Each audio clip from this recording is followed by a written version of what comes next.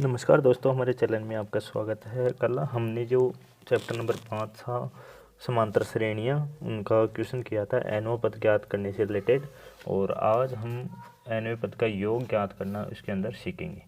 तो देखिए, मान लीजिए एक क्वेश्चन है, उसके अंदर एनवें पद निकालना, समांतर श्रेणी बनाना और उनका योग ज्ञात करना, सभी चर्चा इस प्रश्न एक ही प्रश्न में हम लोग करने वाले हैं।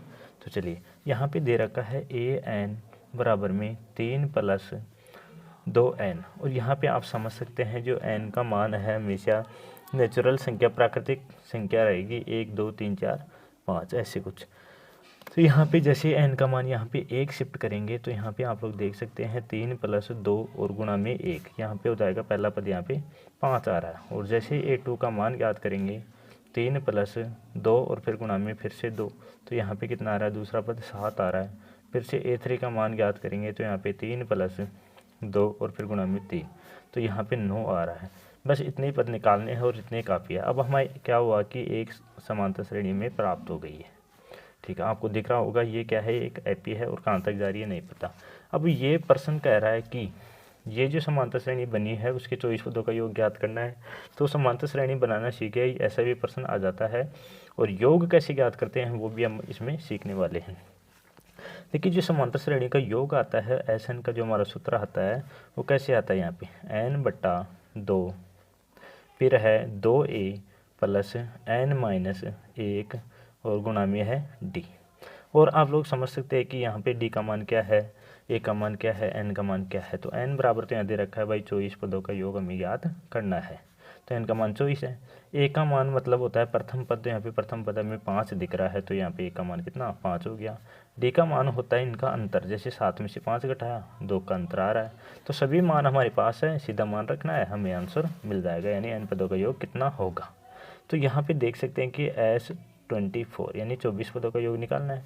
तो यहाँ पे 24/2 आ गया, 2a यानी 5 दूना 10, क्योंकि एक ही जगह 5 रखेंगे, 5 को इससे गुणा करेंगे, कितना हो गया 10 + n-1 यानी n-24 में से 1 गया तो 23, और d का मान कितना है 2 है।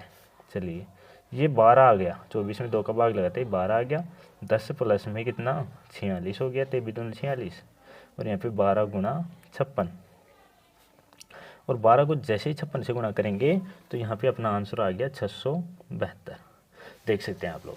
तो इसी प्रकार आप लोग एन पद भी निकाल सकते हैं, समांतर श्रेणी बना सकते हैं, और यह सूत्र आपको याद करना पड़ेगा एन पदों का योग का, तो उससे आप एन पदों का योग भी निकाल सकते हैं। अब यदि हमारे पास श्रेणी दी है, जैसे कि हमारा प्रश्न है कि प्रथम 1000 पूर्णांकों का योग ज्ञात करो, जैसे मैं अपने मन से क्वेश्चन लिख रहा हूँ, 1000 पूर्णांकों का योग, प्रथम 1000 पूर्णांकों का योग। तो यहाँ पे जैसे 1 2 3 4 ऐसी हमारी श्रेणी बनेगी, 1000 तक जाएगी। तो ऐसी स्थिति में हमारे पास एक सूत्र होता है SN बराबर में n/2 और ब्रैकेट में आता है a + l। इसका मतलब होता है ये प्रथम पद, और l का मतलब होता है अंतिम पद, और n का मान जितने भी पद है तो ये 1000 है। यहाँ पे मैंने 100 लिख दिया था, गलती से 1000 है। तो यहाँ पे आप लोग देख सकते हैं कि क्या करना, कुछ नहीं करना है, 1000/2 है, प्रथम पद हमारा 1 है, l का मान कितना है, अंतिम पद 1000 है। तो यहाँ पे देख सकते हैं 500 और गुणा 1001, और जैसे ही गुणा करेंगे इसको तो ये आ गया 500 500। ठीक है, ये आ गया 1 से लेकर 1000 तक की संख्याओं का योग।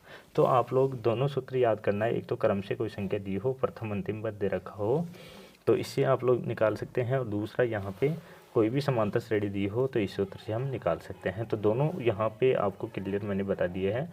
तो इसी प्रकार आप लोग जो n पदों का योग ज्ञात कर सकते हैं, आराम से निकाल सकते हैं दोस्तों। चलिए दोस्तों, ये मैंने ज़्यादा इजी क्वेश्चन इसलिए नहीं लिए क्योंकि इजी क्वेश्चनों का कोई काम ही नहीं है, हार्ड क्वेश्चन लेते हैं तो उसमें इजी क्वेश्चन भी हो जाते हैं। चलिए दोस्तों, मिलते हैं अगले वीडियो में, तब तक के लिए धन्यवाद दोस्तों।